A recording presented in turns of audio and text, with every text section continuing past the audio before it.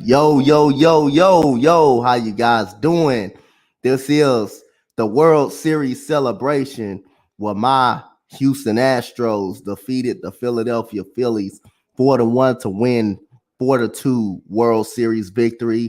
It was a great blessing in the skies. Now I know you guys confused about the title, but it's not just about me. It's not just about me. It's not just about the Astros. Uh, it's about, also the Philadelphia Phillies getting to the World Series when nobody expected them to get to the World Series. Everybody knew that we were the best team in baseball.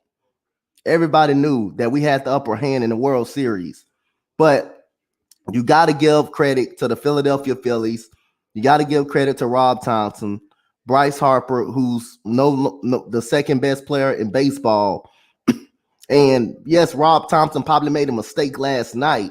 Probably the biggest mistake that probably cost the Philadelphia Phillies probably the matchup, the painkiller. But you still got to give them credit. But this is my respect for my two boys that I got in the back. And we will be doing free agency on my boy Robert's channel tomorrow to go over free agency. But this is about a celebration. Yes, my Astros took home the World Series, but the Phillies were there. They weren't supposed to be there at all. And this team's going to be scary for years to come. The Astros going to be scary for years to come. Phillies just got to improve on a couple of more moves. May need bullpen help a little bit after Alvarado blew the game up last night. But again, Johnson had a great series. He had a great year with these guys. But he made a couple of mistakes that did cost the Phillies the World Series. But I'm going to bring up my two guys, man, that I called upon to celebrate this victory with me. We celebrated it when we both made the World Series together. And never imagined. They knew, and everybody knew, that we were going to make it. But nobody knew the Phillies going to make it to the World Series. And these two guys are my brothers. And from the Hardcore Sports Network, love these guys to death. We communicate every single day. We respect each other fan bases, and we will be doing, on my boy, like I said, Robert's channel, MLB free agency. We will be doing that. But I want to introduce Phillies and Tyler. What's going on, bro? What up, Dante? What's up? What's going on, man? Like I say, it was a great World Series between our two teams. Everybody knew the Astros were the better team. But the Phillies gave us a run for our money. And like I say, I want to get into it. Like Tyler and Robert, I know. The way that I see it is that, yes, I knew we didn't have the personnel to beat the Astros. Granted, yes, I mean, we have known to hold our own against good teams. I mean, shit, if you look back at the regular season, we took 3 out of 4 from the Dodgers, who are the most, probably the best powerhouse team in the National League. Shit, I mean, the only team we had struggled against was the New York Mets. I mean, what team doesn't struggle against good teams? I mean, we knew it, and the way that I see it is, it's like the Astros were more built for a 7-game series, and not just, and we have not been, we were not built for it. I think after Game 5, I think we realized we ran out of gas. I mean, that's the way. That's as the saying goes, is the way the cookie crumbles. There's no ifs, ands, or buts about it. Yeah. And at the end of the day, a win's a win for me in terms of finally we don't have to deal with another year of fucking losing. That's all. That's all I care about. But it would have been nice to see another World Series championship in my lifetime. I got the sense last night that when he takes Wheel up out of the game with 70 pitches. And he's by far, was unhittable last night. And by far, he probably would have gave up one run at least to Jordan Alvarez. But when he takes Wheel up out of the game, you can sense. And when Alvarado was down in the count, and as soon as Alvarez hit that ball, I knew it was over the wall. 99, right there over the middle of the plate, and I know that had to sting. And Tyler, bro, like I say, you soon as that happened. You said it was. That's like, yep, it's over. As soon as he hit that ball over the fence, in center field. I turned the game off. I rage quit. I'm like, yeah, it's over. I even told Tyler Turn it this off. too. I'm pretty sure Dodgers fans were punching themselves for trading away Jordan Alvarez. I knew it was gone as soon as he hit it out. I knew it was, Because as soon as he connected, I knew it was gone. And you got to have some power to hit that ball to the center field, to the Astros center field. You got to have some that power. You got to have. I remember in years past, that's one of the deepest parts of the ball of Minute Maid Ballpark. Yep. And it's funny. Now that you mentioned, I mean, it's funny the fact that when Nola and Bregman were going at it, the fact that we heard stories like the fact that Nola or Bregman or Bregman paid Nola to do was like laundry at LSU. It's like, who comes up with this shit? It's it's cool to hear stories about him being roommates, and the fact that you traded for Josh Field, who for me I thought was just a complete bum of a reliever, and you stole Jordan away from the Dodgers, and yeah, how does that? I mean, Dodgers fans got to be punching themselves. Shit, would have been easy. It would have been nice if you had O'Neal Cruz at the same time. That would be disgusting of a team. But like I said, I mean. Would have been nice World Series. Would see a title, absolutely. But knowing that, like I said, it's shocking. I didn't even have this team even going past the division series. I had this team losing 5 games to the Braves. Here's where I had this team losing. Late in the season, we were limping. We weren't even supposed to even make the playoffs. We were skidding, and it was like we got to a half game out to where if the Brewers won, they would have gotten that playoff spot. We would be out again. Yeah. At that rate, I'm thinking we're not making the playoffs. Yep. And then after we made the playoffs, I'm like, we're not getting out of the wild card. Yeah. And here we are a month later, and we were in the World Series. And you really can't, as a Philly fan, yeah, it stings a bit that we didn't win the World Series. But you have to look. It did, but you have to look at the personnel we had. You have to look at not just that. You have to look at the hindsight of things, the bigger picture of things when it comes to this. Yeah. Once this team started off 22-29 under Joe Girardi. Yeah. Mm-hmm. They fire him. We go on this miraculous run. June, July, August, September into the playoffs. And again, everybody was thinking wild card loss. That's what I was thinking. Wild card loss. We won that. We won in 2 games against Albert Pujols, Yadier Molina, Wainwright, and those guys in St. Louis. And what's surprising? And it was surprising because I was thinking they're a powerhouse, so they're going to beat us. Yeah. But we beat them in 2 games, and then we went against the Braves, and I'm thinking, 100-win team. This might be the roadblock. He took them out in 5. And then the Padres. I'm thinking, I think they're just like us. They're young and scrappy. And then we took them out in 5. And the World Series happened, and then I'm thinking, if we lose this World Series, I wouldn't be mad. And I wasn't mad at the end of the day. I'm like, I was more so happy. Not just for Astros fans, and not for the Astros proving themselves that they're not cheating anymore. And then it's for Dusty Baker for me. They that chip that they had on their shoulder about them cheating, put it off their shoulder. Well, because the way that they didn't cheat, they played a clean game. Yeah, you can make a case that Maldonado was trying to cheat because of the whole bat situation and him leaning into that pitch. Him supposedly leaning into that pitch. No, that was Diaz. No, I thought it was Maldonado. That was Maldonado. Like he crowded the plate. He came up on the plate. But the thing is, there's a difference between crowding the plate and leaning in. What happened in I think it was Game 3 when the guy elbowed the ball. Yeah, that was Diaz. That was Diaz. No, Diaz leaned in. He definitely leaned in. Everybody said that. And I find I said he leaned it in. Maldonado. I don't think he leaned in. We don't even have to show the replay. Like it was blatantly obvious that Diaz stuck his elbow out there. I think Maldonado was just too close up on the plate because Wheeler was just pitching inside. He was killing us inside. But Diaz, he definitely leaned. Well, because think about because Wheeler's got a good. He has a tendency at times to leak stuff out over the plate. And that's the fact too. And I find it funny now. The umpires want to call, when batters lead in. So what happened the other times? You had Jose Tabata ruin the perfect game for Scherzer on he stuck his elbow out. Or what happened to Michael Conforto when he stuck his elbow out? Like you couldn't call those things. That's blatantly obvious. Yeah, but I mean, and me and Tara talked about this too, and we looked at it, and we actually thought about this too, and which did make sense. If we did win the World Series, we wouldn't have an opportunity to go out and I think would not be that very active in free agency. Yeah, I feel like that's what I felt like, going into this series. If we win the World Series, there won't be a lot of room to try to bolster this team. Yeah. There'd be too many pieces that were filled if we would have won that series. But now we know where the pieces lie. We need to do something with Hoskins. We need to do something with Castellanos and help him out with his approach. We need to help.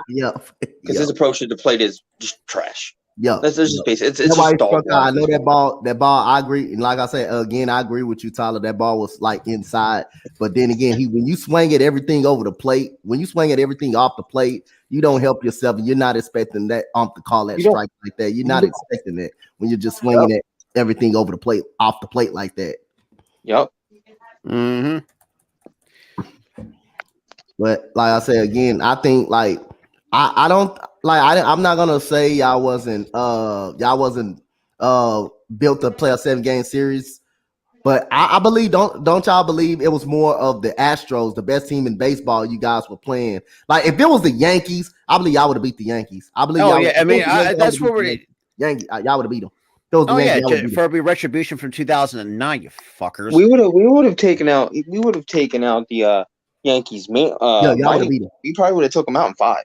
Yeah, y'all would have beat them. Oh yeah, because Yankees absolute ass. Y'all would have beat them. They don't make contact. They're not going to make contact with the ball. Especially we have guys. Yeah. I mean, we supposed to have guys that can throw 95 plus. Especially with Nola too. His velocity say, oh, he's 93, 94. Well, you'd be surprised of how much this guy can reach into the tank and go give you 95, 96 out of nowhere. It's just like, where the hell has this come from? Like it's like. But like I said, I was glad that we lost the series, not only because it would help us out, to building this team up even further to win a series, because I think we're in great position to build this team up to win the World Series. But I was also rooting for Dusty Baker, man. Dusty Baker deserved that one. Yeah, I also heard he also might be hanging it up after that, but I don't know if he wants. No, he was saying if he doesn't win this series, it's over for him. Yep. If he doesn't win this series, he's gonna run it back. He's gonna run it back. At this point, just put the man in the Hall of Fame. Put him in the Hall. Yeah, put him in the Hall. Yep. Not just as a player, because he was a great player in his time with Atlanta. He played with Hank Aaron, man. Hank Aaron. He played with probably the greatest player that ever played the game of baseball. He played with Hank Aaron. Hank Aaron. And then he went and he started in the 90s. I thought he started in the 80s as a manager. He started in the 90s. He started in 93 when I looked it up. And it's just like, I mean, the closest one was what the 2000, like the summer of the 2000s, San Francisco Giants. When you still had, God, who do you still got over there? You still got Barry Bonds. You still had, oh crap! I don't think Aubrey Huff wasn't there, if I'm not mistaken. Yeah. But yeah, I mean, it's been, it's crazy, man. Yeah, it is, man. It is, man. Like I say, I'll say, man, the Astros was kind of poised, man. They were kind of poised to win the series. Well, the way that because me and Tyler said this too, like we were not built for this. We were not built for this moment.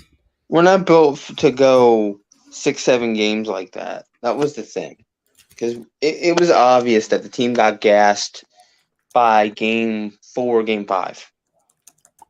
We were getting gassed at that point. I think we got gassed after game 5. Yeah. And then you saw it in the team. They were not playing as hard as they did the entire playoffs because they were getting gassed, and you saw it. And that's why I said, like, by that 6th inning in Game 6, it's over, because you saw it in their demeanor. They were hanging their heads. They weren't playing as hard as they were. It was over. Hey, and you remember what I said in the group chat? What did I say in the group chat? Reese Hoskins wanted that base hit so bad. He knew he was already beat when he didn't get that double, that nearly foul ball. When he didn't get that double, and he had his hands on his knees, and he had to go back. He was already beat, and he struck out. He was already beat on that play. He was already beat. because you saw it in his demeanor. He was defeated. He was defeated. He was already beat. He was already beaten. He was defeated. And at that point, you knew the writing was on the wall with this team. They weren't gonna beat the Astros. You saw it in the way their demeanor was. You saw it the way that they were acting, in their interviews, not only in Game 6 but in Game 5. Kyle in the post-game interviews. Kyle Schwarber. Yeah, Kyle Schwarber acted like he was like he was so distraught in the post-game interviews that you knew it was over. You knew it from the demeanor of this team. Like they knew they weren't gonna. And basically, in other words, for those who don't basically what he said, we got our soul snatched. Basically, it was like we got our soul snatched, and we also got the air, sucked out of us. After that no hitter, I think that's what did it. That's what kind of no hitter did it. That no hitter put the writing on the wall. That was the writing on the wall. That no hitter, and then you saw Kyle Schwarber had cursed out in the media. The no hitter did it. No hitter move on. The no hitter kind of did it. He was like, "Yeah, we got to move on. Yeah, whatever," and left. And then Game 6 happened. Yeah, we put up a fight at the end. We didn't lose by Well, we put up a fight in Game 5. I will say this: we did put up a decent fight. We only lost 3-2, but then it was just Game 6. It was done. It was over. Yep. As soon as it hit 4-1, it was over. As soon as it hit 4-1. Yep. Definitely. Like I said, man. Again, I'm happy. I'm happy the monkey is off. Dusty Baker's back. But like I say, I'm more happy for the Philadelphia Phillies as well too, because like I say, the fan base, like you guys, Key, like I say, I mean, the honor to play you guys and to go against you guys was amazing. And like I say again, y'all got hot. Especially hot. At the right time. We've never been like that for the last 4 to 5 years at this, maybe even longer. Because I mean, we've been through so many. Well, God, the way we don't even remember that. Let's be real. But other than that, though, I mean, I just feel like nowadays it's like I do feel like we can. Knowing that the Phillies, we have guys on expiring contracts, but I do think we're definitely going to be active in the all season. That's for sure. Because I did write down some names that. Because you can say a free agent wish list, but one of them was Matsusaka Yoshida from Japan. 29-year-old outfielder. This dude was a career 300 hitter in Japan. Yes, granted, the Japanese base was a whole lot different than over here. Because from what I've heard, that the MPB is compared to AAA baseball, based like minor leagues. But let me tell you something. When me and Rob looked at the stats last night, we said this dude was a tank. Yeah, you talk about this is like a Japanese Bryce Harper. Yeah, that's how good he is, and we all know how good Bryce Harper is. Mm-hmm. Yeah, like I say, if it weren't for Mike Trout, like I say, Bryce Harper, the second base player of baseball in my eyes. But like I say, you can give him the best player in baseball. Because it's not a knock on Mike Trout. It just he impacts his team better. As far as winning the game, he impacts his team better. He impacts his team as far as winning. I mean, so like I say, you can argue he's probably the best player in baseball. Yeah. Oh yeah. Yep. So you can argue that. Appreciate it, Robert, for hiding that little troll right there. Mm-hmm. But what you guys think y'all need in free agency? What y'all looking for in free agency for tomorrow? I did. Hang on. Robert went and did a whole list. Robert did a whole list. Actually, I have it written on my notes. Actually, surprisingly. because some of the names that I actually put down in some spots, like for like knowing that we may not bring back Gene Segura, which for me I'm 50-50 on it. But with Segura getting up there in age, I think we could probably move Stott to second. Now I will say this too: the funny that this kid's getting a lot of hate because it's like, oh, he's like he's a goddamn rookie. Like let the man develop. It's not like it's not like when Jerry Payne came up, it's a whole different breed. You know what I mean?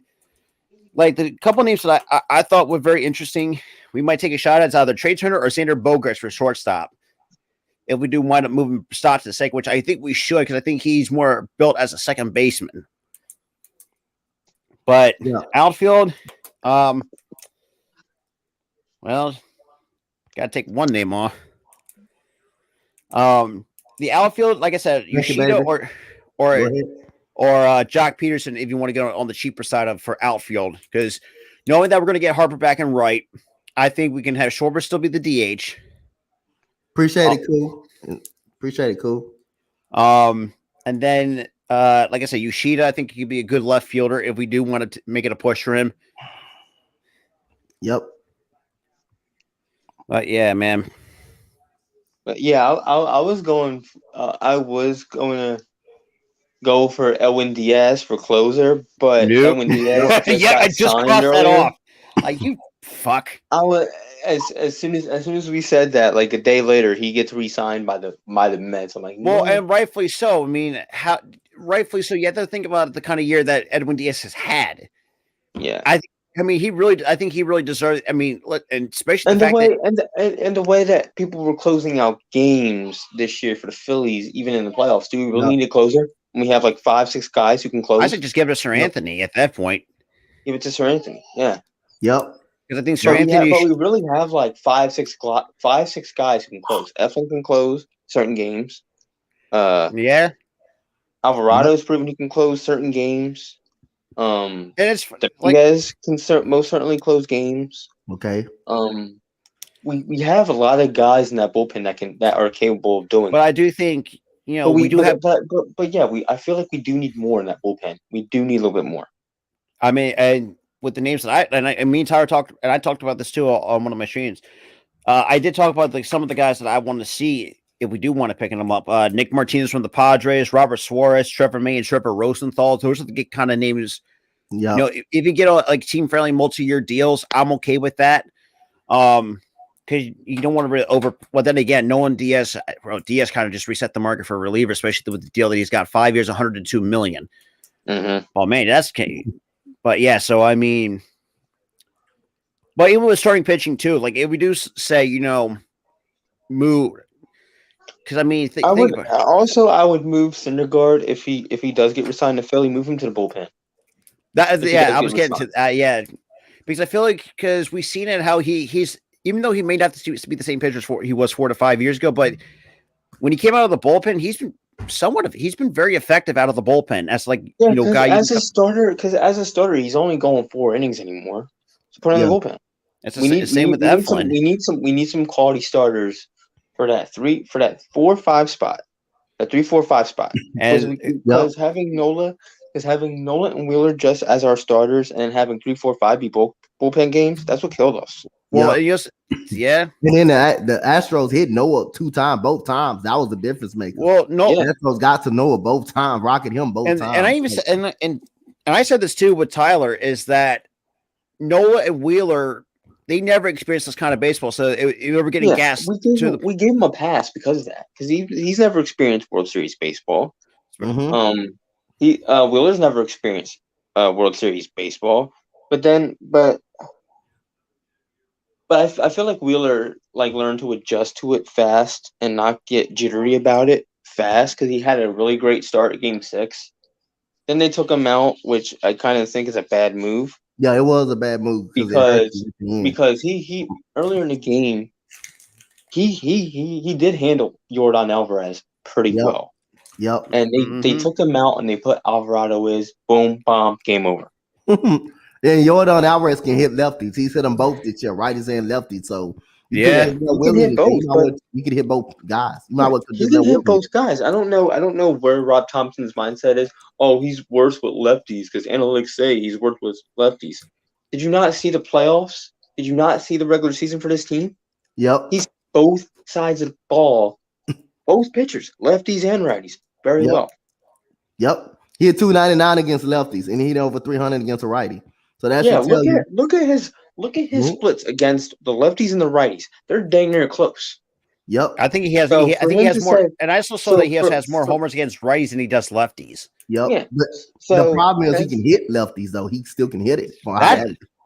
So that's why that's the only gripe that I have to Rob Thompson in that game. Is that he should have just let Wheeler work. Still. That is true, and we need players like that who can actually both hit lefties and righties, not just be one sided. Like we've seen, and we also need guys that when the going gets tough, don't get panicky and start trying to look for a home run ball. Start playing small ball. I'm looking for that a lot.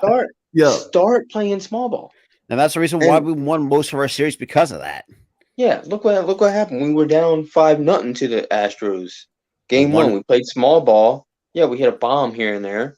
We hit 2 bombs in that game, 2. The rest were small ball. If you can get guys on, and some guy and one player can get lucky, hit a bomb, boom, you're back in the game. Hey, you know what I laughed at? What's good, Nate? What's good, Arku? Hey, you know what I laughed at last night? It was so funny though. I mean, we already up 4-1. By the time we already got the Phillies beat. We already got. Is it the Schwarber bunt? Yeah, the Schwarber bunt. Yeah, don't even get me started. Why? He tried to bunt it with 2 strikes. You never bunt with 2 strikes. Ever. I don't know if he bunted. Have he bunted this season though? Have he actually bunted a ball this season though? No, never. Man, bro, that's crazy, dude. He's never bunted this season. I think it was just the fact that in that time the Phillies just gave up. They knew they weren't going to win that game. Schwarber was like, let me just bunt out because I'm not going to get a hit. Nobody's going to get a hit against this guy and against his bullpen. Let's just move on to the off season, try to get better, adjust to what's happening, adjust our games a bit, get better. Move on to next year, try to win a World Series next year, which I think they'll be back in next year. They'll be back in for sure. I'm going to say that right now. Philly is going to be back in it. But it was just them. It was just them being gassed and them being and just giving up that game. And it just showed. It was blatantly obvious that Schwarber gave up that at bat by trying to bunt with 2 outs. So and he never bunted this year. But I guess I'm trying to get on. But come on, man, you just hit a home run. You just hit a home. Here's how it goes. Here it goes. The occasional small ball, but you get a hit here and there, strikeout or home run. He's never once bunted the entire year. Never once. Hey, Nate, if you want to come up here for a little bit, I'll send you a link. But Nate called it Jeremy Pena. He said Jeremy Pena was going to have an opportunity to be better than Carlos Correa. Well, his rookie season is already better. Can I tell you something about Jeremy Pena? Can I tell you something about Jeremy Pena? That guy replaces Carlos Correa mightily. I don't care what anybody says. He is the best replacement that they've had. He was the lightning in the bottle that they've had. I am proud of this guy. Sky's the limit for Pena. Good on him for taking us deep a bunch of times. And playing lights out in the playoffs. Especially the fact that it was great. Not to mention making MLB history. I was the first rookie to hit a home run in the World Series. A home run in the dude. But amazing. The one thing I will nitpick though is I think even though he's a good defender, but his offense has to get better. I mean, that's just my own little bit of a nitpick with Pena a lot of times, and Dante knows it too. The thing is, at times he can be impatient because he does chase sometimes, but he can work with that because he's still a player. He's still a young player. He's a young player, so he's gonna work on that. He's gonna work on that.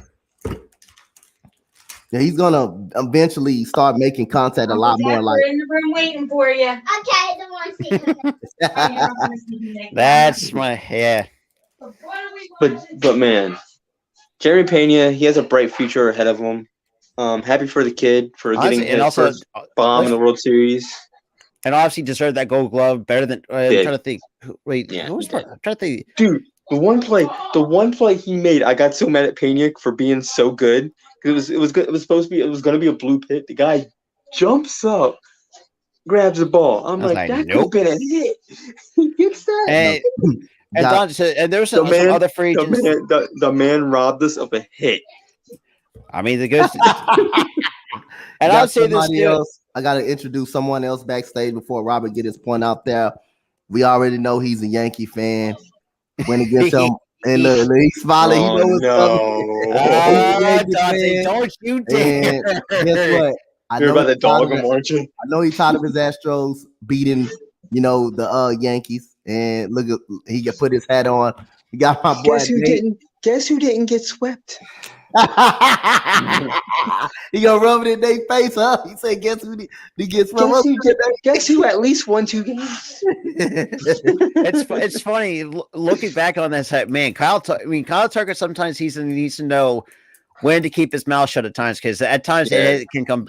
And don't get me wrong, though, probably it was one of the most underrated players on that roster, hands down. Like the fact that he could, it's like the fact a 2-time Gold Glover. At some point, he's got to get a platinum glove at some point in his career. Hey, Nate, I got a question for you. I got one question for you. Go. You remember Aaron Boone quote coming out in the regular season before the regular season? Do you remember the exact words he said? Was it talking about IKF or whatever? No, it wasn't It wasn't the IKF thing. It was before the season ever started. You know the exact quote that he said? You know the exact word? I forgot what he said. No excuses. No excuses. No excuses. That's what Aaron Boone said. And he had his the same guy. Yeah, you got on him about that, Nate. You got on him about that. I've been on his case for the last 4 years. I can't stand this dude. Everyone makes excuses every fucking year. When the Astros win the World Series, there's still excuses. It's like, the roof's open. Like, what? What are you smoking? The roof was open. Ooh, what? This is what I don't understand about this IKF shit. He is dog shit. If you watch this dude play, he does the same fucking thing every time. He trots back and he just takes forever to throw the fucking ball. I'm sorry. You put your glove down, hustle to the ball, and throw the fucking ball. That's what you're supposed to do. Not sit back there that you have the best arm in the league, but you throw like a 2-year-old throwing to the first base, which is Rizzo. I go backwards. Like a 2-year-old. Rizzo deserves Yankee fans anger. Help this dude. This dude IKF is, I think this year he's broke. I think he said 13 errors this year. And not so much you got Anthony Volpe in your goddamn farms. And this is where I will nitpick with the Yankees. Bring a goddamn Anthony Volpe for the love of God, but which I don't think they will, because the only thing they had to do, is just keep Cabrera at shortstop the rest of the year. But of course, and Cabrera, he played the hardest he can ever play. He's not even supposed to be a hitter. He stepped up when he needed to. Help us in the Indians game, get a big up 2-run home run. He did his job. No one else. To be honest, everybody remember the era that Harrison Bader got. Oh yeah, Harrison Bader was the reason. Got on his ass for that. Yeah, the Harrison Bader was the reason the Yankees didn't get eliminated. Harrison Bader was hot in that Guardian series. He carried the Yankees. He was the only one that he carried. Yeah, he was the only one that hit. He was the Yankees best hitter in the postseason. Rob, tell me how I just got your "Hey bro, you coming" text. I don't know, man. I'll say this too, though. It's just like when I saw the news that they bring back Arrow, it's like, oh god. I knew it was going to be the same song and dance. Dante, what did I tell you, bro? I said they're going to bring his ass back, make another fucking excuse. They did the same shit. Cash me this stupid goddamn excuse. Level team. What championship level team? With Josh Donaldson, you have a championship level team. Yo, could have been a lot better if your organization didn't trade away Gio Urshela. I will say that much. Bro, we traded our two. Listen, I fucking hated Gary. He deserved that. His ass. Well, Gary, Gary's the only Gary exception because he just sucked offensively. Gio Urshela was coming into his own though. Gio was my boy. Dude, every Italian person in that fucking shit love that dude. They Italian flag in New York. What was it? Who? Even Cashman said he's like the next. This is why I think I want to pick. I want to, even though I'm not a Yankees fan, but I used to be years ago when we still had Andy Pettitte back in the day. Remember the old Yankees from the early 2000s. But the fact that when Brian Cashman says that Urshela is not the next Donaldson, it's like, are you shitting me? Donaldson is washed. I sat there and I'm like, I lost brain cells listening to that. Because Donaldson has not been the same since after 2015, 2016. When he left Toronto, he has never been the same ever since. You know, I mean, dude's been constantly injury prone. He's washed. I mean, it's like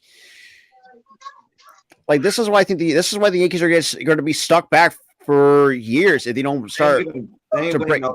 They got to break away from tradition. They have to. They have to stop with this signing washed players bullshit. And also, they need to stop with this stupid. You can't have facial hair bull crap either. Yo, facts. I want to kind of get into enough with that. Let people grow their facial hair. Let them live their lives. Yeah, I want to get into a quick segment with you guys right quick.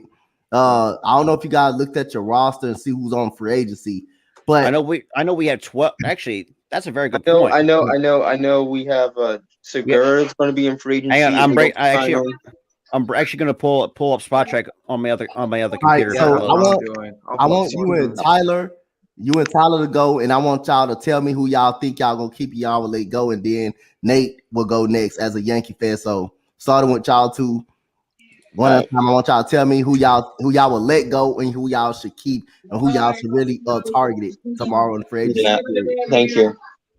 All right, so because we knew that Noel's a free agent. We're definitely pick up his club option. So I do think we're definitely going to give him an extension, which, let's be real, the fact that this man's market value is almost 27 million, give this man at least a multi-year extension. I would give get the man his bag, man. Get the man his bag. He deserves it. Noel's 29 and he has a club option for 2023. So I think we're definitely picking that up. Segura, would you pick him up? What, Segura? Yeah, or would you let him walk because he's on the older side? I would let him walk because he's about to turn 33. Yeah, I would let him walk before he starts declining. I would let him walk. Yeah, that's the crazy part, though. I mean, and I love Segura, but the dude you definitely tell he's showing his age. I feel like Stott's the real deal at short. I think Stott's more built as a second baseman of his. Because I think if we can, I don't know. I feel like him at short would be good and have a second baseman. But actually, if we could play second, move him to second and get Trey Turner. That's what I'm saying. Or Xander Bogaerts even on the cheaper end. Yep. Yeah. And surprisingly, when I looked at Bogaerts' numbers, man, I'm very surprised he actually had a really good year with a team like Boston. This was absolute dog shit. Yo, he was a monster, but the team was just a travesty this year. And I can see why I can understand why he's looks at the local sports and stuff, on the news and stuff. I really keep a close eye on how this team is doing. They're not good. So Nate, give me your first two. After you, then Tyler and Robert gonna get their next two in. Give me your first two. Who you letting go? Who you think you should resign?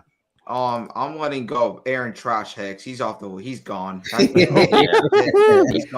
Yikes. That's $10 billion for the Yankees. Get the $10 million and leave. Next, if I'm the Yankees, if you're gonna trade someone, Donaldson's the guy you're gonna trade. Yeah. If you're gonna trade someone, Donaldson he's the guy you have to get off the books. Jonte already knows what I mean. This dude is doo-doo butt, what he always says. What these guys. He struck out every goddamn time, and that's it. I'm just gonna say that real quick, and then I'll just give you two guys who I actually want the Yankees to get. Mm-hmm. These are two guys I really, really want. First, a guy who can, if Rizzo wants to walk, get Brandon Bell. Okay, he's a good lefty hitter. plays decent defense, and actually is a guy you could get on a little bit of cheap end. He's not going to give you that Rizzo money that he wants. Rizzo wants his money. Yankees, he wants financial security. Yep. And if I'm the Yankees, they have a really, really young farm system right now that they're gonna build. This is a farm system I actually believe in for once. Give you guys someone like the bell, we can hold it down, and Rizzo is gonna get his back. I think honestly he's gonna probably get up to the $100 million range. Rizzo played his ball. This is the contract year for Rizzo. He's gonna get that contract, and I think he could go to a team that is like the Angels, a team that needs a DH in the NL, which is what they actually need. Because you can't. Ohtani's going to get injured every fucking year. Going to DH that guy when he's pitching. Like it's at that point you need this dude to at least have some off days.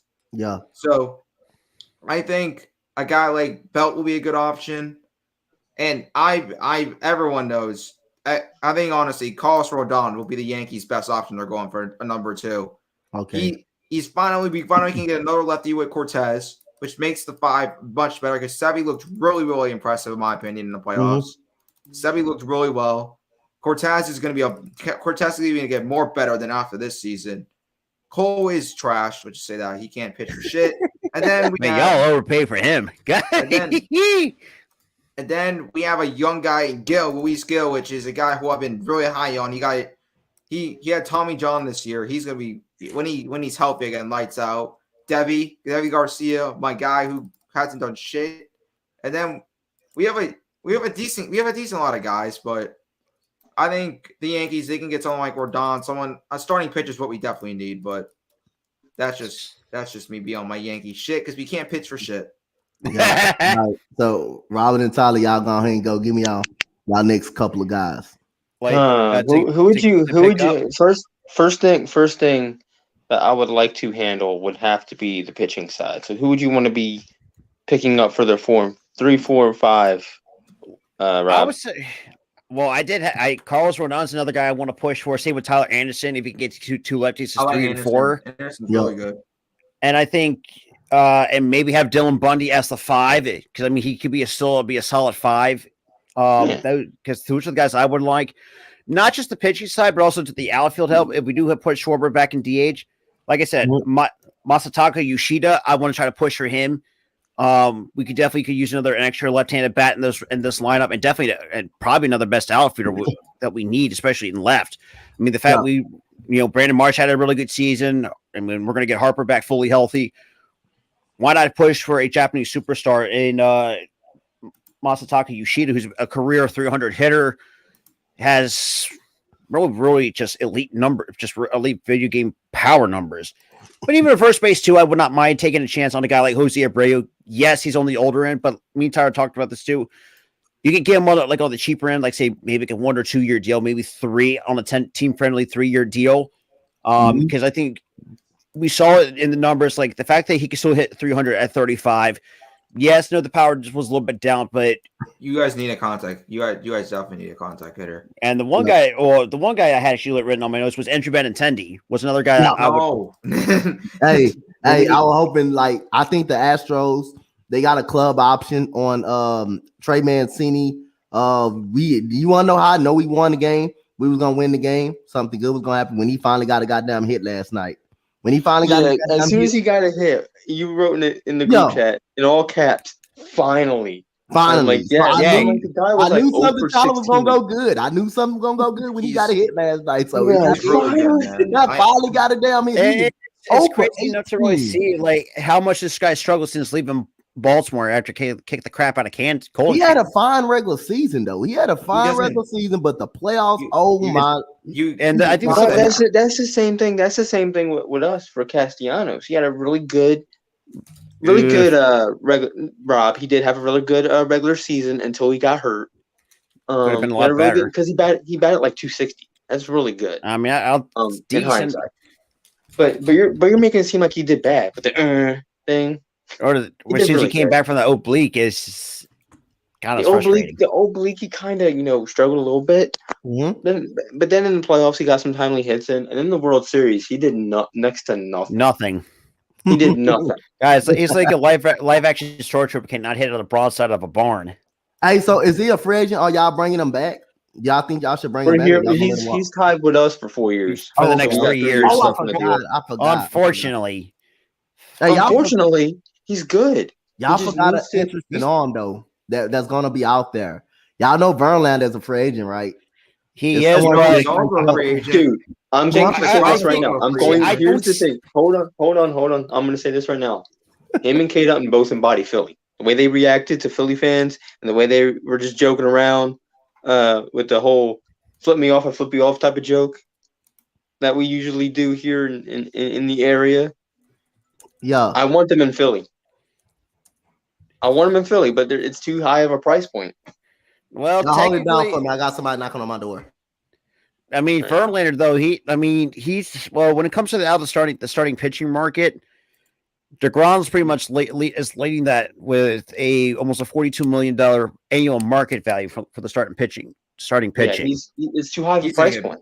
He's getting his bag.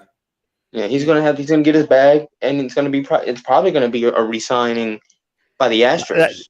That's what I said. I think as much as I'm willing Verlander, but I think he's not leaving Houston. There's no guy unless you give him an offer he can't refuse. He said, but DeGrom said this the other day, and I was really surprised what he said. He said, I would rather, if the Mets don't give me my bag, there's teams that he was actually considering. And I think he said he wants to be up in the East. He doesn't want to leave anywhere in the New York area. So I also see if he stays healthy, I wouldn't mind getting DeGrom. But the problem is it's his health. It's his health, and he's on the older end. Which is funny. This is probably going to be because he already got his bag came earlier in his career. He got the bag early on, but now he's probably, in my opinion, he'll take like a 2-year deal, 2-year on club, and then just see if he has a really baller season. He'll opt out and just test the market because he's because we saw 2 year. Yeah, because I'm looking at because Verlander, even though he has second highest. He's getting paid less than DeGrom by less than $5 million. But the spot track goes off of the contract from he got when he was at the Astros, and they combined it with how much money he's getting now, which now he's gonna get. He's gonna get a shit ton more. I know that for a fact. He just won. He's gonna win the Cy Young, so I definitely think. I'm not surprised. And he's gonna also get his the bonus he's going to get with any other team will be insane. That bonus he's going to get, oh my god! Yo, imagine that all that plus the World Series bonus. Yeah, he's going to get paid. He's going to get paid big time. Damn. I mean, DeGrom too. If you really think about it, he's got a club option that's worth $32.5, and he will be a free agent until by the time he's age 37. And yikes! I don't even want to take a chance. The little battleship that's there. The big battleship in the ocean, right? Or in the for Verlander. We're investigating that. Oh, that's cool. My mom just came in, but ghost hunters they're investigating that battleship in Camden. I'm like, what? Oh, the Camden battle. Oh yeah, I forgot about it. So DeGrom. But man, DeGrom though, man, he's gonna get a shit ton of money. That's I think Verlander's gonna get a lot more. Get your bag, Verlander. I mean, and also, I love how you guys joke to Philly. I love it, and I hope to see you guys again so we can joke even further because we love you guys. Yeah, I'm looking at that. It's just like I'm looking at some of the money that Verlander has made. Yep. The fact that a 5-year for almost not even $5 million, man, that's crazy. Like for me, that sounds very low for him when he came in.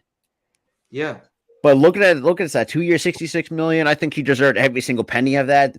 For the fact that comes back from Tommy John, and and let's be real, the fact that you have a Hall of Fame career and you, for some reason, you struggle in the World Series for God knows what reason, like that's shocking to me. That really is. That was the shocking point. Game one. If he didn't get me on that game one, I'm telling you, the Astros would have won it in Philly the other night. They would have won it in Philly because that would have been the third game. They would have won it series out in Philly. I feel like they had a better chance at winning once Nola messed up, or no, when Wheeler messed up, or Nola messed up the first time in game one. Yep. They should have won that game, but the bullpen kind of faltered late in that game. We should have went down 4-0 the way that series was going early on. But we woke up late. The bats woke up. We won we split against you guys the first 2 games, and then we won the first game in Philly, and then we lost 3 straight to lose the series. Honestly, we should have lost it in 4 if we did not wake up. If the bats didn't wake up. But and it's crazy. I also want to issue an apology too, because there was some bad eggs with the Philly fan base. This series. Sorry to Mattress Mac. You didn't deserve what you went through. In Philly. Sorry to you, dude. Sorry. Nah, man. We got some bad eggs. We're notorious for having bad eggs in our fan base. I have to deal with where you hiding him smack talking. So I went to his channel and he seemed depressed. That brother seemed depressed. I don't know what. Dude. And I told him, dude, seriously, mouth man. Talk, baby. The bats talk. Seriously though, we're sorry about what happened to you. We got some bad eggs. Nah, we the good. Majority, the thing is, it's enough Philly fans for everybody to get lumped together, and it sucks as a fan who's not like that to other people, other fan bases.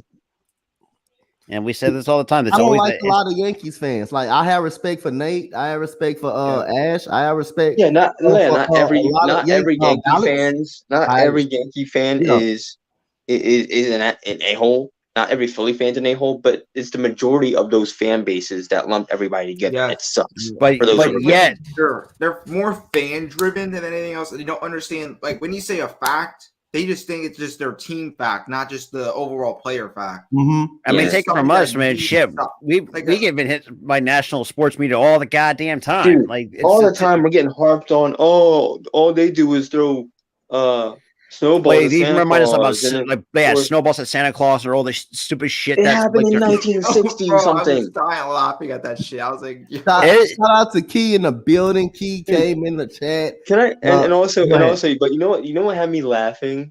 What about the whole series? I think it was like game 3 or game 4. I think we were up 2-1 at the time, and they cut back from commercial and they're like, well. Time to grease the poles. I just started cracking up. I'm like, wow. But and there's a couple other free agents that, I mean, like you said, it was starting pitching. Also try to improve the bullpen a little bit. Yeah. I did write 4 names down that are coming free agents. I mean, Nick Martinez, I think he had a really solid season with the Padres. Same with Robert Suarez. I would not mind taking a chance on him, even though he may be on the older end. But if you can get him like a 1 or 2 year deal out of him, very cheap, I think he'd be a nice 6th or 7th inning type of reliever. Hell, don't even bring back Trevor May for those. Don't know used to be one of our former prospects that we just trade out for some reason we got rid of. Yeah, that was dumb. The thing is, we depleted that entire farm system and made every other team better, and we were just like an 11-year rebuilding phase, which just ended this year, which sucked. But it could have ended a lot sooner if we kept most of those guys that are good now for other teams. Which, do you want to hear what's funny? Even I hear Mets fans don't even like the fact that Dan Vogelbach's option got exercised. So most Mets fans hate it. Get Dan Vogelbach. I don't care. Well, Yankees picked up his option, or the Mets picked up his option, so that's off the board. All right. So Nate, give me a bat that you want. Give me a bat that you want in the free agency market. If I'm the Yankees, and if I'm going for probably, this is hard because there are a lot of, this is honestly a really good offensive class. Yeah. There's a lot of guys who I want, but there's one guy who I've been wanting the Yankees to trade for the last couple of years, and he's finally be on the market. Give me Adam Frazier. Okay, Adam Frazier, Seattle. Adam Frazier is the perfect player for the Yankees. Contact, yeah. Contact is what the Yankees need. He plays second, which can get Glaber's dumbass off the team. Beautiful, that's great. And he can play multiple different positions. He can play third. He can play some outfield. He can play second base, shortstop. First, if you want him to, and he can play everyone on the diamond. He's a utility player. He mashes in the playoffs. Teams do not. If you're going to be a guy who he sucks he's not a good regular season hitter, but in the playoffs, That's what the Yankees want. We want playoff hitters, and he's the perfect playoff hitter. I don't care what you do in the regular season. Playoff time is what you need these guys to do. And Pena showed in the playoffs. He's clutch. So, and it's crazy too. When I'm looking at he's the highest valued player out of this second base class at over 10 million. Good. He's really, really good. And only this year he was getting paid $8 million for his annual 2022 salary. So I mean, you still can get 1 or 2 good years out of him before his age starts to catch up to him. All right. Speaking of ranting about players that we want off a team, I'm going to rant about one player.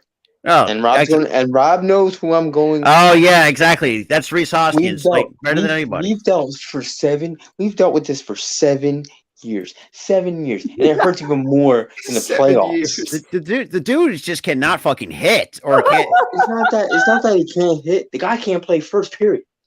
Dropping easy routine balls. Bro. I've been doing this shit for the last 10 years. Like, you know what we're talking about. I mean, he's close getting 10 years.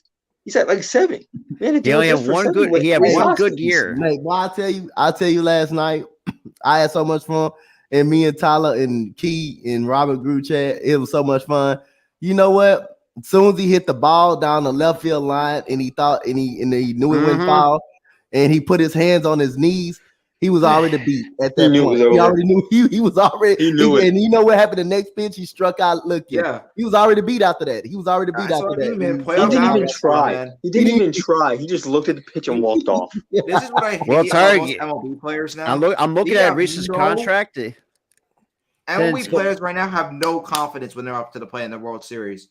You're in the World Series, right? You're down 4-1. Just put the fucking ball in play. It's not that fucking hard.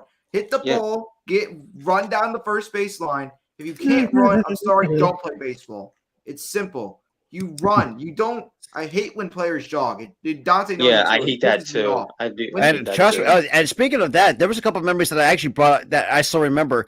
Me and Tyler remember this yesterday. I remember when Tyler, remember Rollins got benched by Charlie Manuel for not running a ball out. You do not piss off Charlie Manuel. What happened after that? Rollins put more effort in, and I'm looking at. I mean, Hoskins won't be a full free agent until 2024, but he's eligible for arbitration. Trade him for a pick for all I care. I mean, at this point, trade him for a pick. I mean, you said trade him for a pick. Trade him for a prospect. I don't trade care. For a reliever. Trade him for cash considerations. I don't care. At that point, Tyler said he had enough. Enough is enough. Tyler said enough. I'm done. 7 years of this. 7 years of this. Derek Hall is in our minor league system. He deserves to be on the big league roster because he's way better. Way better. Technically, Tyler, the one good year. Well, the one good year he had was 2018 when he hit 34 homers, 96 RBIs. But do you know what that year was? His rookie season. No, his rookie season was 2017, where he had 18 homers and 48 RBIs. Yeah, he looked like he was going. Yeah, he looked like he was going to improve. He peaked in 2018, went to crap in 2019. On to now. Oh, you know what? You know what? I saw something interesting last night, and I know damn well I didn't see Jason Castro in the Astros locker room with the champagne. Now, what the hell has he done to get a World Series ring? Oh my God! What the hell has he done, Jason Castro, to get a World Series ring, but get his ass up there and strike out every single at bat? What has he done? He should not got a World Series championship ring. I don't know how the hell he was on a roster, and he got a championship. He do not deserve to have a damn championship ring. He do not deserve to be a part of that parade tomorrow. He disgusted me. I am so happy. Watch him be on the dang bus tomorrow. He gonna be on the bus. He was in the locker room, Tyler. He was in the locker room. Is that Jason Castro? Is that Jason Castro? What has he done to get a World Series championship ring with the Astros? And even Tony said too, when he left Houston the first time, like he has not been the same since he left. He has not been the same. He come back. He had an okay year. He had an okay year when we went to the World Series against the Braves. He had an okay year about that. But this year, man, like I expected Maldonado to strike out a lot. I expected him to strike out. I expected him, but Maldonado was even better than Jason Castro supposed to have been doing that much. Ain't no way in hell your offense game regrets that much. That's why I'm happy that we got Christian Vasquez from the Boston Red Sox. And look at that. That's very underrated pickup. I knew as soon as you guys got Christian Vasquez, y'all were going to be a problem. Even though Vasquez, that's how I knew. Even though Vasquez for me, played. Go ahead, Nate. I just looked this up. You know the last game he has played as an Astro was June of the 29th. That was the middle of the season. That was matter of fact. That was the Mets game, wasn't it? That was it was the Mets game. Tari, what do you? He hit the home run. The game was to win. That's the game that Justin Verlander was dominant. That was the game he hit the home run. After that, he was nowhere to be found. I guess he played more than 30 games. That's why he got the World Series championship. But he does not deserve to get a World Series championship ring for the performance he had. For the performance he had in the regular season. And with Christian Vasquez was so special about him, he didn't want to leave Boston. He got traded to the next locker room. And you know who next locker room was? The man was visibly crying. Yep. Crying in the Red Sox dugout because he got traded in the middle of the game. Yep. And we was in the series visibly with him. Crying because he didn't want to leave Boston. Yep. Christian Vasquez, man, that dude's I'm telling you, he's a very, very good catcher. Tari, what do you? I'm looking at Hoskins' defensive numbers. Good lordy, dude, that's why I want this guy gone. No, this is what I'm saying. He has almost 1,100 putouts, 103 assists, but this year, 12 errors and has turned 103 double plays. He tries to do this stupid slide thing to where he's trying to catch the ball hits the top of the glove instead of inside the glove. From like last season, all the way from 2017 to last season, it's been like between 1 and 6 errors committed. The guy is terrible on defense at first base. He's terrible. And Rob, you know what I heard this. You know the stat they always like to do? Above average should not be a stat. You know why? When you have Isaiah Conner-Fluffa at a 3 outs above average, that is pathetic. There's no way. If you watch this dude play baseball, he had 14 errors. How the hell is he better than the average shortstop? The average shortstop can at least commit at least like average 5.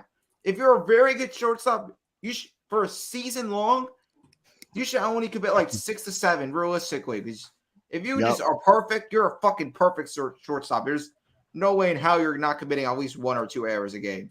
This is why I don't like advanced stats. Thank you. They can make the most. They can make the most trash player look good with these advanced stats. Yeah, I hate that. I hate that so much. That's why batting averages went down to 232. And why they won't go up to like 2, and they'll probably just go up to 240 by next year with this shift being banned. Which I'm happy about. The only stat I look at is average. That's the only fucking stat I actually look at. That's the only stat that should matter. That's the only stat that should matter, and it doesn't because these advanced stats. I think nowadays, if you looked at it, something like the Cy Youngs and the Cy Young awards and stuff like that, like that's what kind of what the basic. That's the only stat you should be looking at. ERA is a pitcher's. That's how you tell. It's ERA for me. It's wins, losses, and ERA. That's the way I see it. That's me too. Honestly, that's me. Like DeGrom, the last 2 years though, he had a really good ERA with a bad win-loss total. I didn't think he wouldn't say he deserved it, but I mean he really had some really good years. That's the thing. That's the thing. Even the team behind him kind of sucked. The win-loss record of a pitcher should not matter because it's the team. It's the team's games are win and lost by a team. Yep. If your team's not hitting for you and you give up a run, one run could be the deciding factor. Yeah. It's not entirely your fault. It's and you know that what you speaking of, that's a perfect example, Tyler, that what you said. Because that reminds me of a pitcher that is really, really good. He doesn't get a lot of respect because his team wasn't when he actually pitches, his team doesn't hit. And that is Gonzalez from Seattle. He's Marco Gonzalez? Yeah, Marco Gonzalez. He's actually I think he led the league in losses, if I'm not mistaken. He was like 16 losses. Yeah, but his ERA was low. Yeah, really good.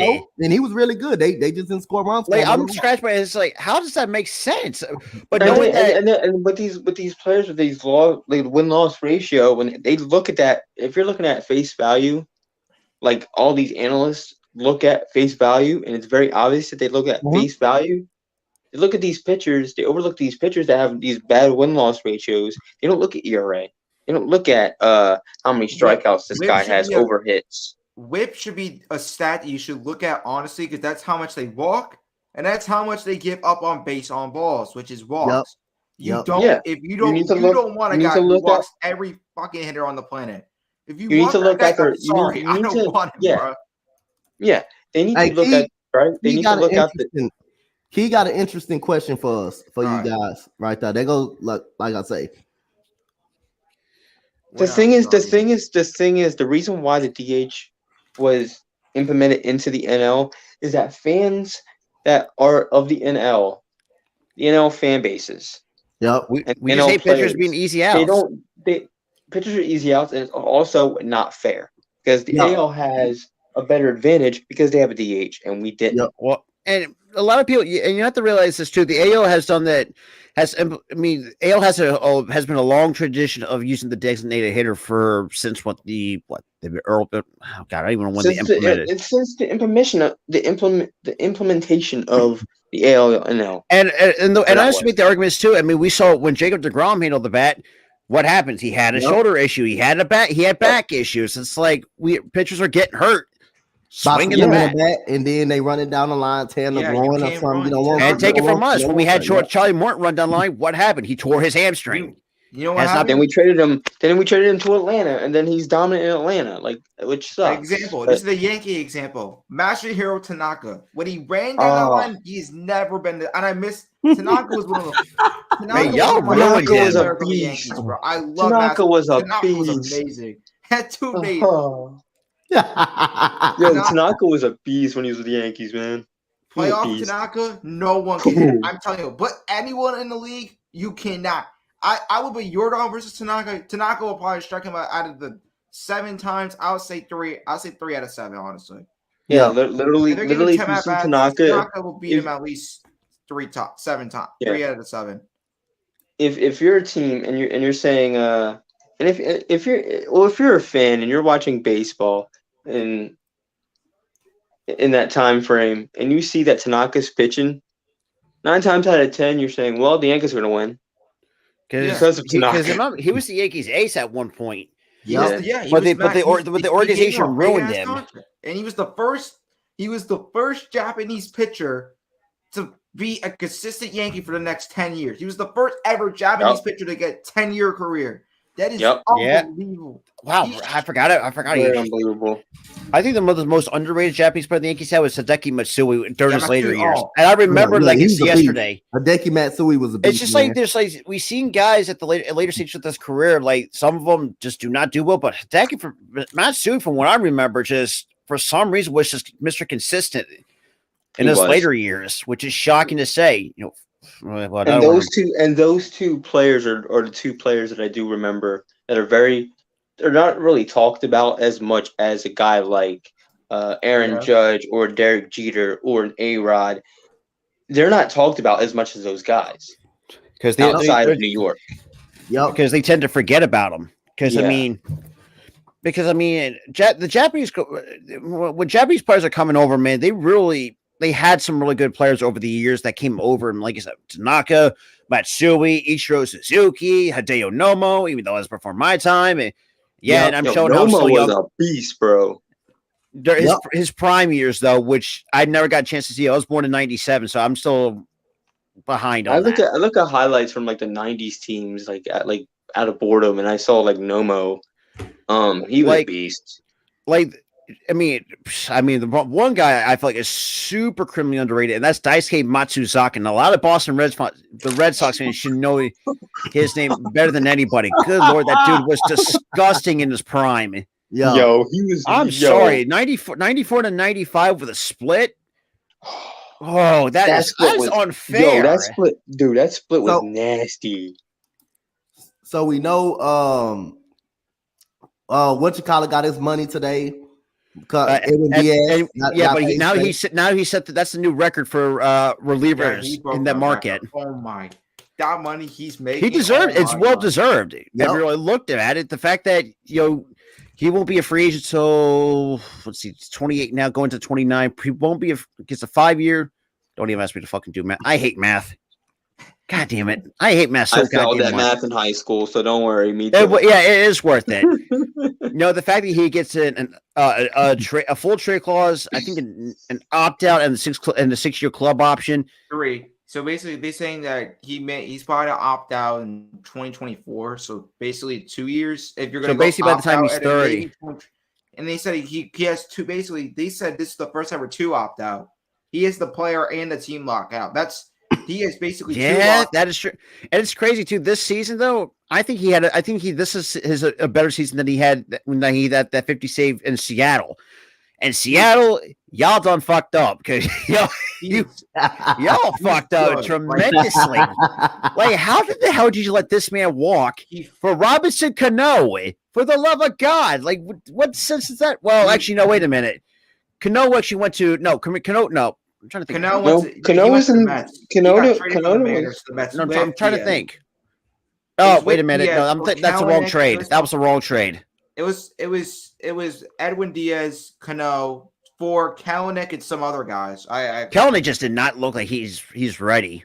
You talking about the one that played for Seattle? Seattle, yeah. Oh, he's a strikeout machine. But I mean, J-Rod though, good lord. J-Rod's gonna be, oh my God, that kid is ridiculous.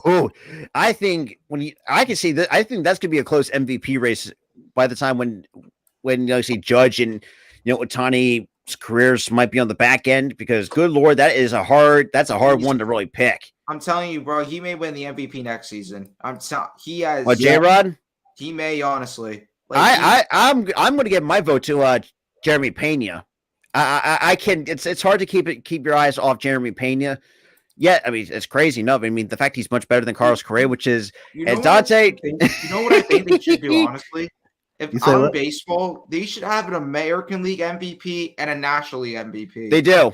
They should, honestly, because if you have 2 good players on each side, they should not be competing for one award. Technically, both leagues do have an MVP. They do have NL and AL MVP. Because Shohei was a unanimous AL MVP when in 2021, and Harper was the outbeat. Yeah. I'm trying to think. Was Tatis and who was the other guy? Soto. That's who it was. Thank you. God damn. Yeah. So Harper's a 2-timer. And Ohtani is Aaron Judge. Just get the man. I even said this too. Just get the Judge the damn MVP. He's outbeat everybody. You know what they're gonna do? And honestly, I think this is what they're gonna do. They're gonna make this so close where Ohtani gets all the votes, and they're gonna fuck. Because it's all the 2-way bolt. Well, I don't see. I mean, I like the 2-way players, but I think it's terrible. Like, if you have a guy who's putting up over 60 home runs, give him the fucking MVP. There's no way. I mean, pretty much he's the one that carried that Yankees team on his back to the postseason. He carried him on the back all by himself. Him and Bader carried the team to halfway point, and they put the team in the playoffs. That's actually what happened. It's just like I said, man, free agency, we saw Edwin Diaz get signed, so we don't know exactly who else is going to be signing, because there's going to be a lot of free agents out there. We saw that Dan Vogelbach got his option picked up, and some Mets fans that I know, even Jeffrey's not happy about it, and he does not like him. It's like, how could you not like Dan Vogelbach? For the love of God. Dante, you know what I talked about? And this is what I talked about my grandpa the other day. We had to talk about some Yankees real quick. We said this, and this is what we're scared of. If Judge does not get signed in the next 7 days, he's not going to be a Yankee. I'm telling people now. I got a quick question, because I'm going to end it in a second so I can get up out of here. Get ready for tomorrow morning show, and I will be up with Robert and Tyler for the MLB free agency tomorrow. 2:00. I will be up.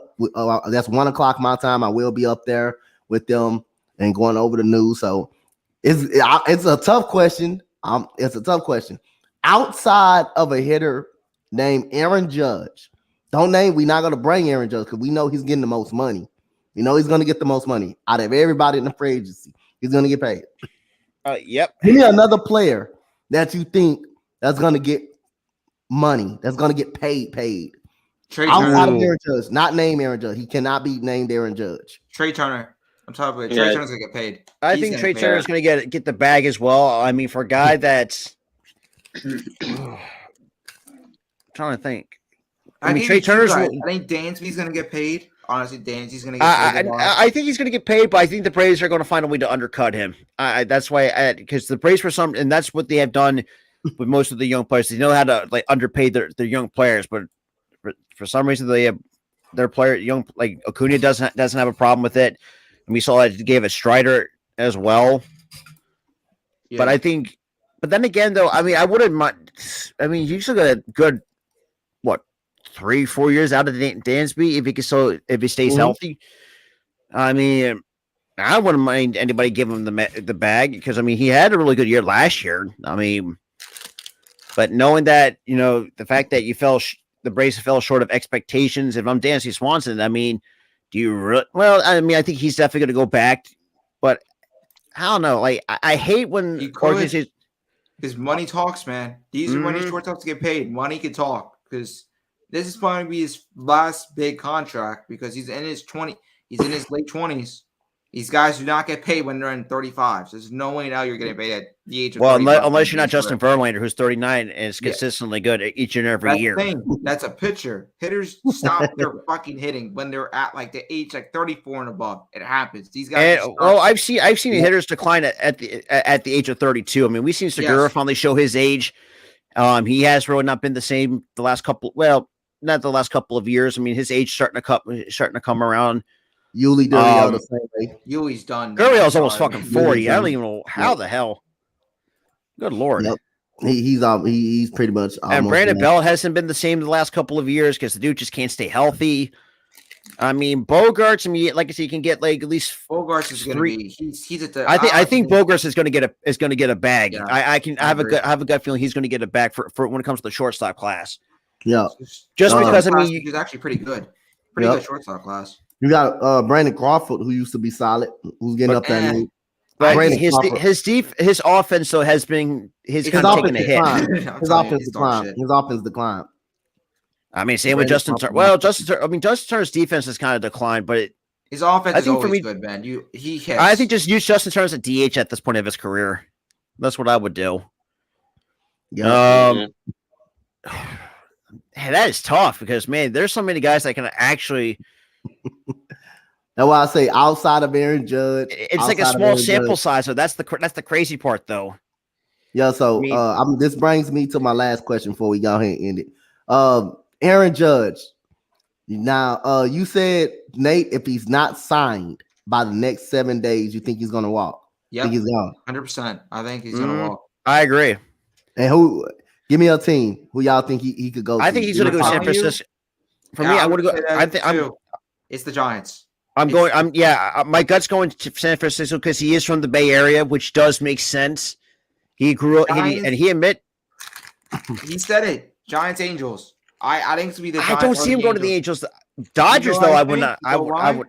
It's his boy Mike. Him and Mike Trout, man. Those two are. Angels needs pitching. That's the problem.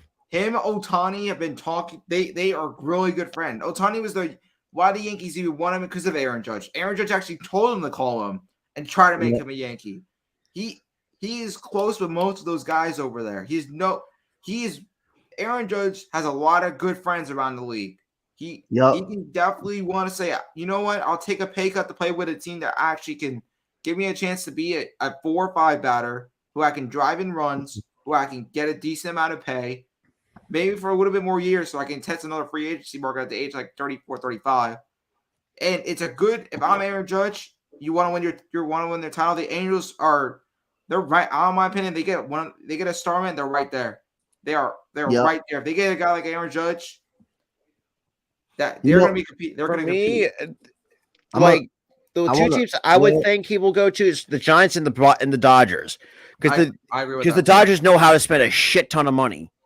And I think no disrespect to the Angels, but the Angels need pitching, and Arden Reyes pretty much fucked that team to know. Yes. I just don't see it, and we knew that Ohtani's already is on the way his way out of the building. Trout, I mean, at this point, just void that man's contract and get him out of there because, good Lord, just blow that, just rebuild that entire organization because Arden Reyes fucked that up since after 2002. Yeah, appreciate it, Troy. A resident Detroit Tiger fan, but I'm gonna throw a curveball. I'm gonna throw a wild card. at you. And then we don't forget Carlos Correa did opt out. So I that is true. He did opt out. He could be another guy that could be getting paid as well. I'm gonna throw a curveball about Aaron Judge.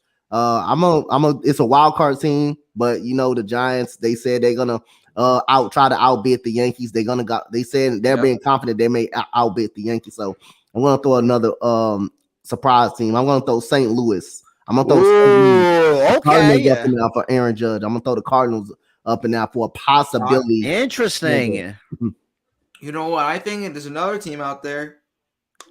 The Padres. I'm telling you, the Padres. They get Aaron Judge. I mean, shit, you're gonna let Soto already walk. I mean, goddamn. Because that's what they have. They have a lot of teams that they don't have. They don't get tax. Their owner actually has the money. It actually doesn't need to pay tax. He doesn't need to do literally anything. San Diego is literally one of the only teams that can actually the state does not have to give the owners anything, which is unbelievable. Yep. If I'm an owner, I would honestly buy St. Louis because it's your own money. You can spend. And the Padres have a really, really, their owner has been spending money, man. He wants to win, and this is what he has shown. He wanted Soto, he got Soto, he got Josh Bell, Josh Bell is going to sign back there, and that's going to be unbelievable. That's what I mean. If the Padres get Joe said he done with baseball. Yeah, honestly, if they get Soto and Judge, the league's going to absolutely Judge. I think for Correa though, the one team I think I can see Correa going to is probably the Dodgers if they don't decide to bring back Trey Turner. Hey, it just depends on who they sign back. Well, if they keep that is true. If they bring back Turner, or not Justin Turner, but Trey Turner. But I think but who knows? I've been reading that they're drawing interest in Carlos Correa, but it's like, I don't see that. I mean, you got a guy like Trey Turner who's pretty much better offensively and defensively. So I mean, good lord. So I mean, why? But then again, Trey Turner said he does want to come back to the East, so which makes sense. I mean, he has he's more accustomed to the East. Could you guys see this though? Could you guys see the Cubs? So I've been really thinking the Cubs could spend. Oh yeah, Cubs are going to spend a shit ton of money. Yeah. Yeah, they're going to have to. And Gooley's going to be happy. Yep. Dude, if they end up getting Aaron Judge, Gooley is going to going to flip. Yeah. Yep. So I'm gonna get up out of here, you guys. So Robert, tell the people where they can find you and Tyler at. Well, you can find us here or at the Hardcore Sports Network as well. At obviously the Philly Sports Top Podcast as well. We're constantly putting out content almost every single day. I mean, now we got the free agency cover too. Tomorrow at 2:00, so you guys don't want to miss that. We're gonna be going over and make sure, because I mean, we're actually seeing some players might be able to sign, which but we'll see. It's going to be very interesting. But yeah, you can find me at the Philly Sports Podcast, and we're also going to be live on the Hardcore Sports Network as well. So we're so building that community up. Also live on the Hardcore Sports Network at 6 p.m. I'm doing another NFL Pigskin recap show for you guys, so be on the lookout for that. Yep. Also Monday at 7:30, we're doing the It's For Me podcast. Again, that's returning. We're just going to grind the entire time here, like we've always been. Yeah, keep it going. So a lot more content for you guys, and yeah. Yep. All right. So Nate, tell the people where they can follow you at. Here we go. The Nate Show, where I rant every single day. It's ranting every single day, which is great. The Knicks, that's just more anxiety for me. The Yankees, anxiety every single day because I don't know what the hell they. Maybe Brian Cashman, you don't even know. Maybe some breaking news that he may just drop dead out of nowhere. Maybe something happens. Aaron Boone could do something. You understand? These guys do. I don't know what the hell they're doing half of the time. And yeah, and hopefully, please, Aaron Judge, for my Yankee livelihood, please sign the contract now, please. And go and listen. The only team I have to say right now is go Giants. Giants. 6-2. First time I've ever said in my life, 6-2 Giants. Let's go. Yeah, so the only team that's not giving you anxiety right now. Yeah, they're actually playing good football. So y'all know where y'all can find me at East Coast Gridiron, Coach Dante, Empire Sports Network. I will be with my buddies Robert and Tyler tomorrow at 1:00 my time for the MLB free agency. And this is the closing of the MLB baseball season. Free agency will be tomorrow. So the guys can start signing contracts tomorrow, but it won't be official until the 10th. To the 10th of this coming month. So those are when the deals will finally be official, but teams will be able to sign their deals tomorrow. It's going to be interesting to see when Aaron Judge go. But this is the recap of the celebration with the Phillies and the Houston Astros of the 2022 World Series champs, and Dusty Baker finally get his victory ring. So as for Coach Dante, my boy Robert, my boy Nate, Tyler, saying so long. The Houston Astros are the World Series champs, and we up out of here. Go Astros! Go Phillies!